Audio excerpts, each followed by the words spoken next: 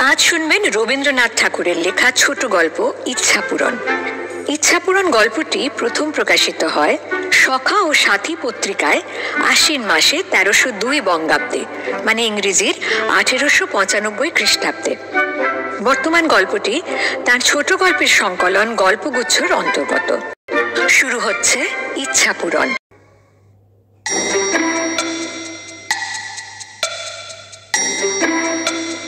সুবল চন্দ্রের ছেলের নাম সুশীল চন্দ্র, কিন্তু সবসময় নামের মতো মানুষটি হয় না। সুবলের শরীরে বল বেশ কিছুটা কমই ছিল এবং সুশীল খুব একটা শান্ত ছিল না। পাড়া শুদ্ধ লোককে সে অস্থির করে তুলত। প্রতিবেশীরা প্রায় দিনই সুবলের কাছে নালিশ করতে আসতেন। দাদা, আপনার ছেলেকে একটু শাসন করুন, রোজ গিয়ে আমার গাছের পেয়ারাগুলো খেয়ে আসে। আপনার তো পেয়ারা, আমার শাশুড়ি বিক্রমপুর থেকে জলপাইয়ের আচার এনেছিলেন, সেই আচারের কৌটোগুলো রোদে দিয়েছিলাম কাল। ও হরি, ডেপো ছেলে কখন যেন সব আচার খেয়ে ফেলেছে। আমি রোজই ওকে বকি, শাসন করি, একদম কথা শোনে না। কথাটা শোনান, এই বয়সে ছেলে এসব করছে, বড় হলে জানি না কি করবে। প্রতিবেশীদের আসতে দেখেই সুশীল লুকিয়ে পড়েছিল। সবাই চলে যাওয়ার পর সুশীল যখন উঠোনে বেরোলো, সুবলের রুগ্ন শরীর তখন রাগে ফুঁসছে। পায়ের বাদ ভুলে গিয়ে ছেলেকে মারার জন্য ছুটলেন সুবল।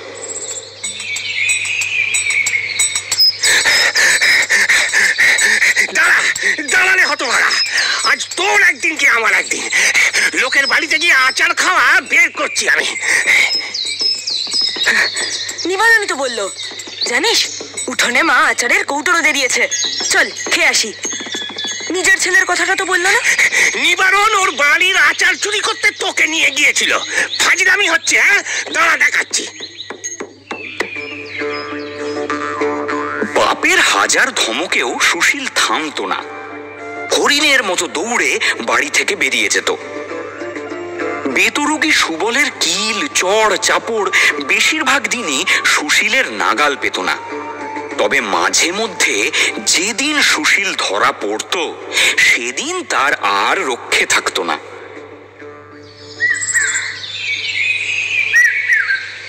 এক শনিবারের সকাল, আজ 2টোর সময় স্কুল ছুটি। যদিও সুশীলের স্কুলে যাওয়ার কোনো ইচ্ছে ছিল না। তার অনেকগুলো কারণ ছিল। একে তো আজ ভূগোল পরীক্ষা, তার উপর আবার ও পাড়ার বসেদের বাড়ি সন্ধ্যায় বাজি পোড়ানো হবে। সকাল থেকেই সেখানে ধুমধাম চলছে। সুশীলের ইচ্ছে সেখানেই দিনটা কাটিয়ে দেবে। অনেক ভেবে শেষকালে স্কুলে যাবার সময় সুশীল বিছানায় গিয়ে শুয়ে পড়ল। সুবল জিজ্ঞাসা করলেন, কি রে, বিছানায় পড়ে আছিস যে? আজকে স্কুলে যাবি না? সুশীল বলল, আমার পেট কামড়াচ্ছে, আজ স্কুলে যেতেই পারবো না। সুবল ছেলের মিথ্যে অজুহাত সমস্তই বুঝতে পারলেন। মনে মনে বললেন, দাঁড়া বেটা, আজ তোকে জব্দ করব। বাপের সঙ্গে চালাকি। প্রকাশ্যে যদিও মুখটা কালো করে বললেন, পেট কামড়াচ্ছে, তবে আর তোর কোথাও গিয়ে কাজ নেই। বোসদের বাড়ি বাজি দেখতে হরিকে না একাই পাঠিয়ে দেবো। তোর জন্য লজেন্স কিনে রেখেছিলাম, সেও আজ আর খেয়ে কাজ নেই। তুই এখানে চুপ করে পড়ে থাক, আমি খানিকটা পাঁচন তৈরি করে নিয়ে আসি। কথা শেষ করে সুশীলের ঘরে শিকল তুলে সুবলচন্দ্র খুব তেতো পাঁচন তৈরি করতে গেলেন। সুশীল মহা মুশকিলে পড়ল। লজেন্স সে যেমন ভালোবাসত, পাঁচন খেতে তার তেমনই বিরক্তি বোধ হতো। ওদিকে আবার বসেদের বাড়ি যাবার জন্য কাল রাত থেকে মন ছটফট করছে, তাও বুঝি বন্ধ হলো। সুবল যখন খুব বড় এক বাটি পাঁচন নিয়ে ঘরে ঢুকলেন, সুশীল বিছানা ছেড়ে ধড়ফড় করে উঠে বলল, আমার পেট কামড়ানো সেরে গেছে, আমি স্কুলে যাব। না না না না না, সে কাজ নেই। তুই পাঁচন খেয়ে এখানে চুপচাপ শুয়ে থাক। না না না না না, আমি খাবো না, আমি স্কুলে যাব। পেট খারাপ নিয়ে একদম ঘরের বাইরে যাবি না সুশীল, মনে থাকে যেন। আয় আয়, তাড়াতাড়ি পাঁচনটা খা খা। সুশীলকে জোর করে পাঁচন খাইয়ে ঘরে তালা লাগিয়ে সুবল বেরিয়ে গেলেন। সুশীল বিছানায় পড়ে কাঁদতে কাঁদতে সমস্ত দিন ধরে আক্ষেপ করতে লাগলো।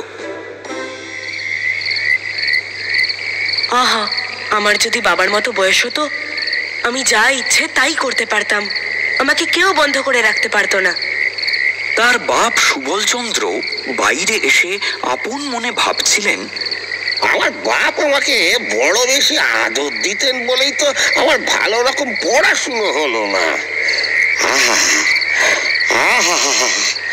আবার যদি সেই ছেলেবেলা ফিরে পাই, তাহলে তো আর কিছুতেই সময় নষ্ট করব না, কেবল পড়াশুনো করব।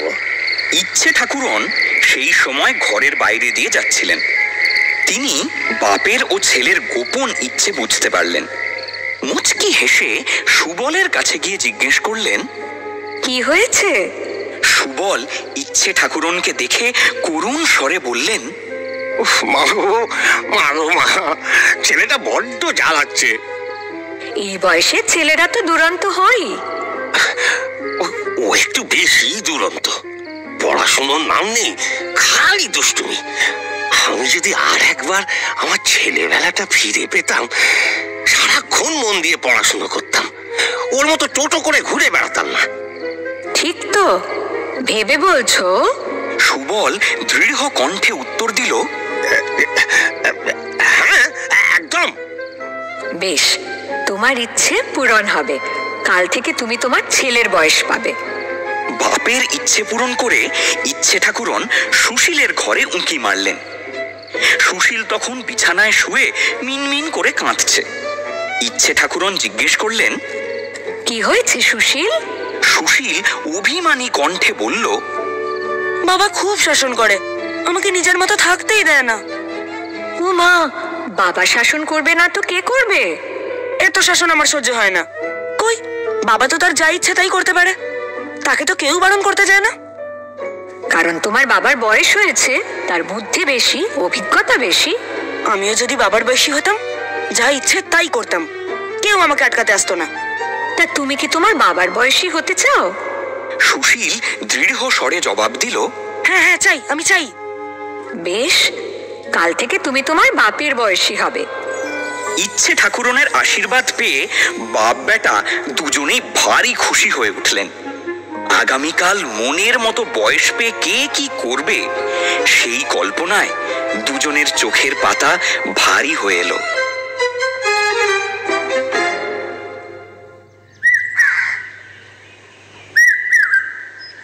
বৃদ্ধ সুবলচন্দ্র রাত্রে ভালো ঘুমোতে পারতেন না, ভোরের দিকটায় ঘুমোতেন। কিন্তু সেদিন তাঁর কি যে হলো, হঠাৎ খুব ভোরে উঠে একেবারে লাফ দিয়ে বিছানা থেকে নেমে পড়লেন। অবাক চোখে দেখলেন তিনি খুব ছোট হয়ে গেছেন।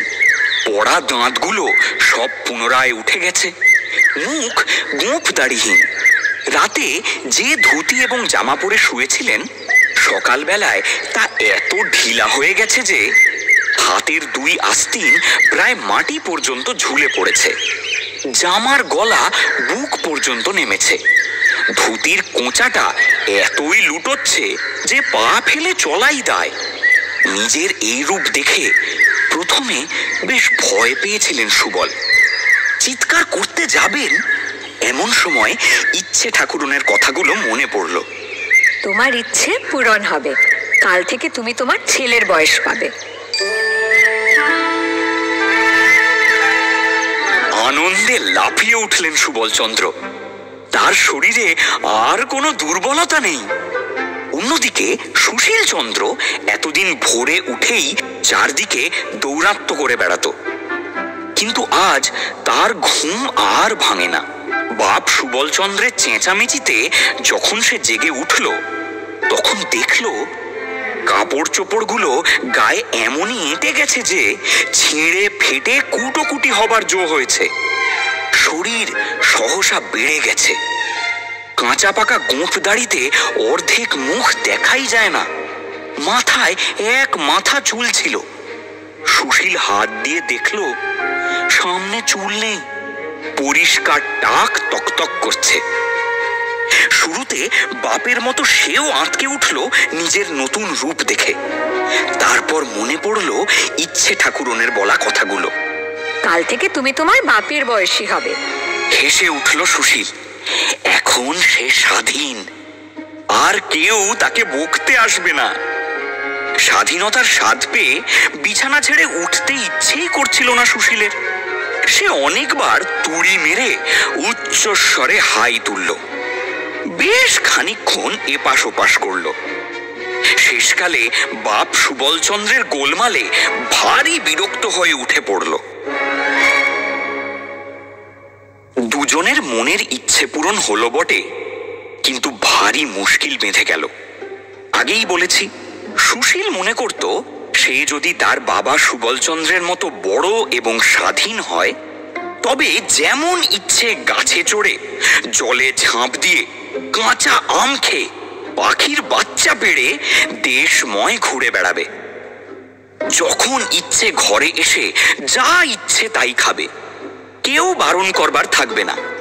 কিন্তু সেদিন সকালে যখন চাকর নিতাইকে ধুতি গামছা আনতে বলে পুকুরে স্নান করতে গেল সুশীল, পুকুরের পাড়ে পৌঁছে তার মনে হলো এতে ঝাঁপ দিলেই কাঁপুনি দিয়ে জ্বর আসবে।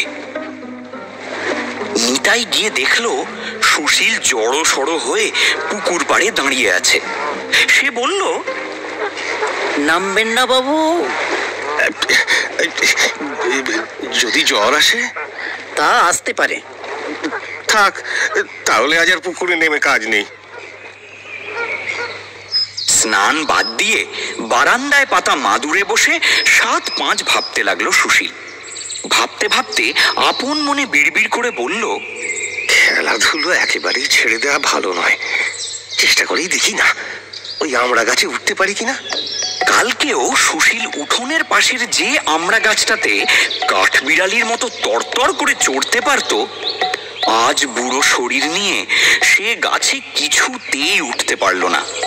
নিচের একটা কচি ডাল ধরা মাত্র সেটা শরীরের ভারে ভেঙে গেল এবং সুশীল ধপ করে মাটিতে পড়ল।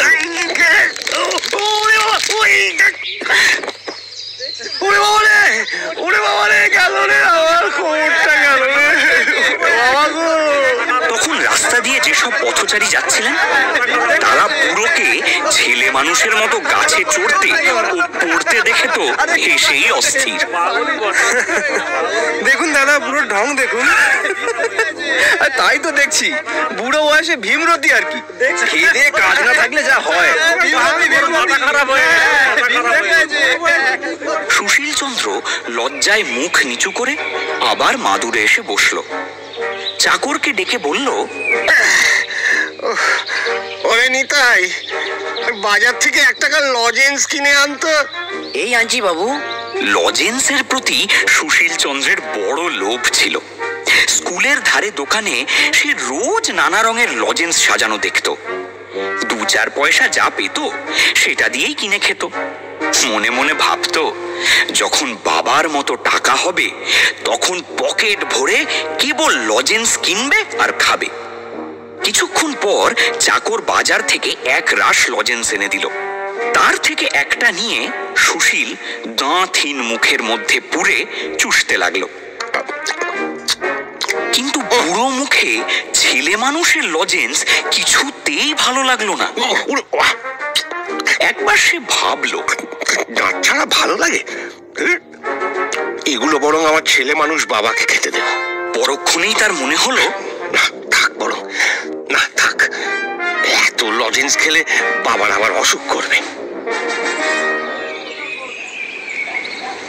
কাল পর্যন্ত যেসব ছেলে সুশীলের সঙ্গে কাবাডি খেলতো, আজ তারা বুড়ো সুশীলকে দেখে দৌড়ে পালিয়ে গেল। সুশীল ভেবেছিল বাপের মতো স্বাধীন হলে তার বন্ধুদের সঙ্গে সারা দিন ধরে কেবলই ডুডুডু ডুডুডু শব্দে কাবাডি খেলে বেড়াবে। কিন্তু আজ রাখাল, গোপাল, অক্ষয়, নিবারণ, হরিশ এবং নন্দকে দেখে মনে মনে বিরক্ত হয়ে উঠল। বিড়বিড় করে বলল, চুপচাপ বসে আছি, এখনই বুঝি ছোড়াগুলো এসে গোলমাল বাঁধাবে। উঠোনে দাঁড়িয়ে সুশীলের বন্ধু গোপাল অক্ষয়ের কানের কাছে মুখ নিয়ে ফিসফিস করে বলল, ওটা কি বসারে ভাই বারান্দায়?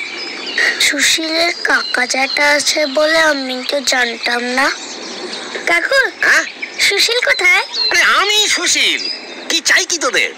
আপনি সুশীল? হ্যাঁ, আমি সুশীল।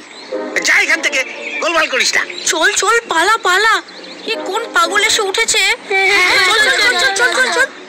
এদিকে বাবা সুবলচন্দ্র প্রতিদিন দাওয়ায় মাদুর পেতে বসে বসে ভাবতেন, যখন ছোট ছিলাম তখন তো দুষ্টুমি করে সময় নষ্ট করেছি।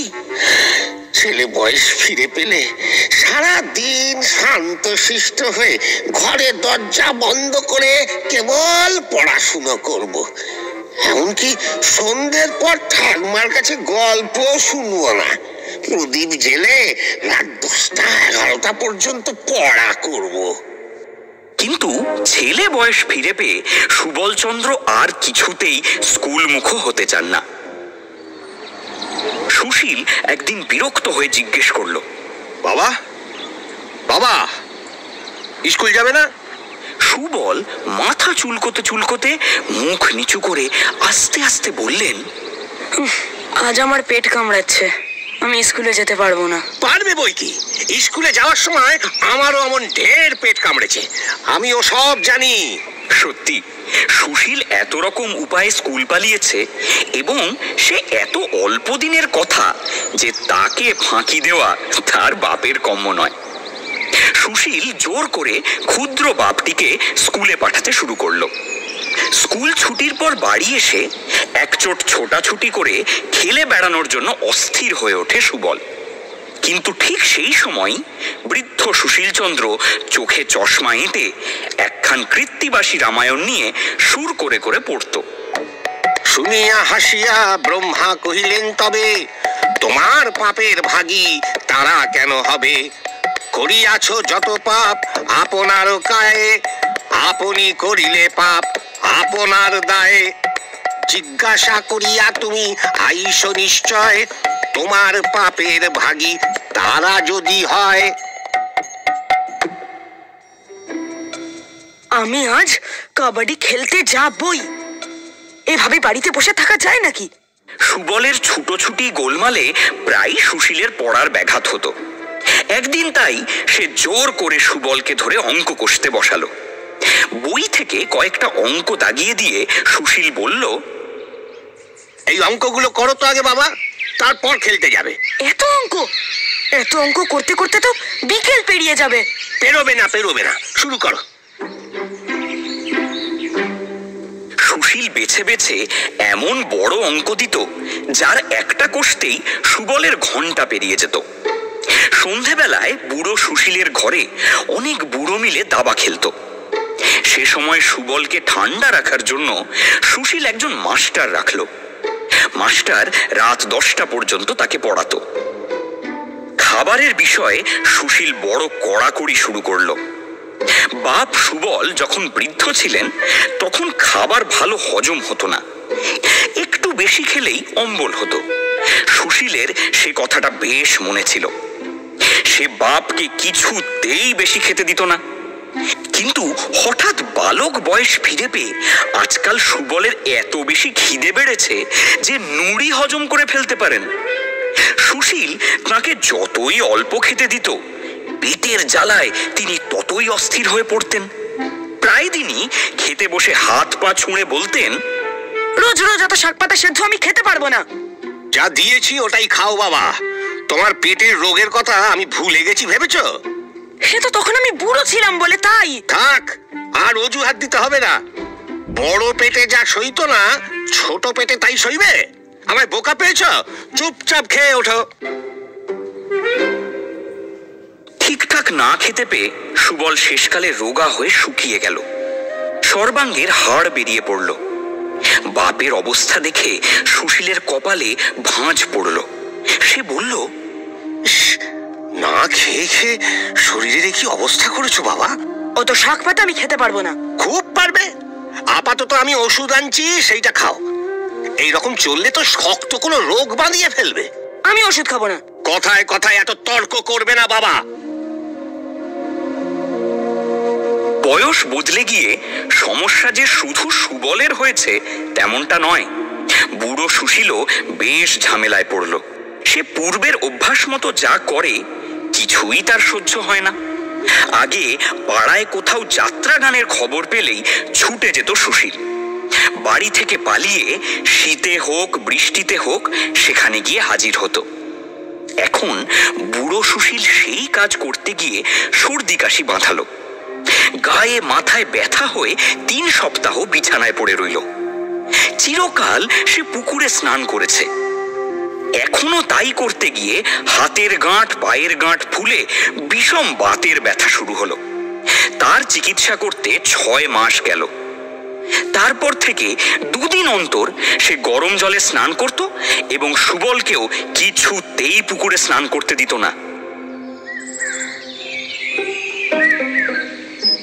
মাঝে মাঝেই সকালে ঘুম ভেঙে পুরনো অভ্যাস মতো সুশীল তক্তপোষ থেকে লাফ দিয়ে নামতে যেত। সঙ্গে সঙ্গে হাড়গুলো টনটন ঝনঝন করে উঠত। মুখের মধ্যে আস্ত পান ঢুকিয়ে হঠাৎ খেয়াল হতো দাঁত নেই, পান চিবোনো অসাধ্য। চিরুনি ব্রাশ নিয়ে মাথা আঁচড়াতে গিয়ে দেখত প্রায় সমস্ত মাথাই টাক। সুশীল মাঝে মধ্যে ভুলে যেত যে সে তার বাপের বয়সী বুড়ো হয়েছে। একদিন আগের মতো দুষ্টুমি করে পাড়ার বুড়ি আন্দি পিসির জলের কলসে হঠাৎ ঠন করে ঢিল ছুঁড়ে মারল।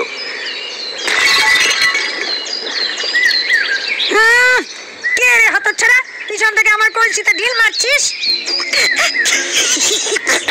কি ব্যাপার দাদু?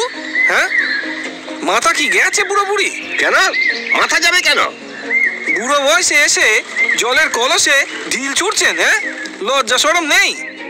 বুড়ো মানুষের এইরূপ ছেলে মানুষই দুষ্টুমি লোকে কেন সহ্য করবে? তারা সুশীলের দিকে মার মার করে ছুটে আসলো। নিজের বর্তমান বয়স মনে পড়ে যাওয়ায় সুশীল লজ্জায় মুখ ঢাকার জায়গা পেল না। সুবলচন্দ্র এক একদিন হঠাৎ ভুলে যেতেন যে তিনি আজকাল ছেলে মানুষ হয়েছেন। নিজেকে আগের মতো বুড়ো মনে করে যেখানে বুড়োরা তাস পাশা খেলছে সেখানে গিয়ে বসতেন এবং বুড়োদের মতো কথা বলতেন। কি ছাইপাশ খেলছিস রে? নক্কা নয়, বিবিটা ফেল। কে রে তুই? বাপের বয়সী বুড়োর সঙ্গে তুই তোকারি করছিস? পড়াশোনা নেই তোর, তাসের আসরে এসেছিস? তোর বাপকে বলে দেবো কিন্তু। এই যা যা, খেলা করগে যা, জ্যাঠামি করতে হবে না। বুড়োরা সুবলকে কান ধরে বিদায় করে দিত। স্কুলে গিয়েও বেশ ঝামেলায় পড়তেন সুবল। একদিন ইতিহাস ক্লাস শেষে হঠাৎ মাস্টারকে ডেকে বললেন, দাও তো তামাকটা, দাও তো খেয়ে নি। তবে রে, তামাক খাওয়া হবে? দাঁড়া বেঞ্চের ওপর এক পায়ে। 1 ঘন্টা দাঁড়িয়ে থাকবি, যদি পা পড়েছে তো আরো 1 ঘন্টা। অন্য একদিন দুপুরে পাড়া বেড়াতে বেরিয়ে সুবল দেখলেন বেজা নাপিত আসছে। হঠাৎ তার মনে পড়ল অনেকদিন গোঁফ দাড়ি কামানো হয়নি।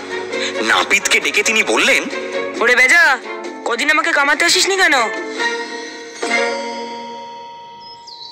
এদিক ওদিক তাকিয়ে বেজা নাপিত দেখলো একটা একরত্তি ছেলে তাকে ডাকছে। সে ভাবলো ছেলেটা বোধহয় ঠাট্টা করছে। সেও মুচকি হেসে উত্তর দিল, দাদাবাবু, আরো বছর 10 বাদে আসবো খন। বয়স বদল হওয়ার পর শুধু বাইরে নয়, বাড়ির ভিতরেও দারুণ সমস্যার সৃষ্টি হলো। একদিন পুরনো অভ্যাস মতো সুবল ছেলে সুশীলকে মারতে যেতেন। সুশীল রাগ করে বলতো, বাহ, পড়াশুনো করে তোমার এই বুদ্ধি হচ্ছে? হ্যাঁ, একরত্তি ছেলে হয়ে বুড়ো মানুষের গায়ে হাত তোলা।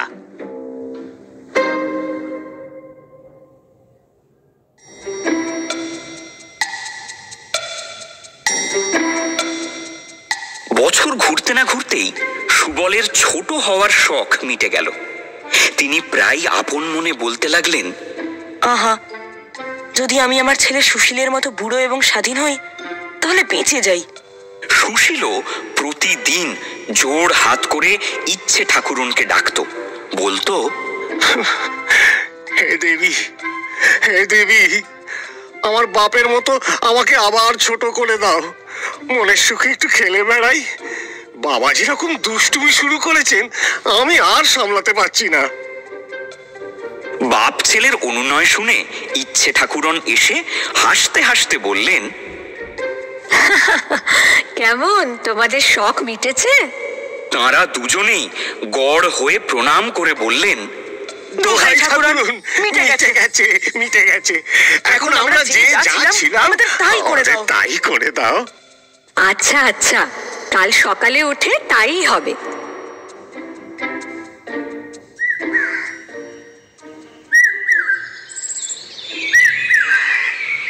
পরদিন সকালে সুবল আগের মতো বুড়ো এবং সুশীল ছেলে হয়ে জেগে উঠল।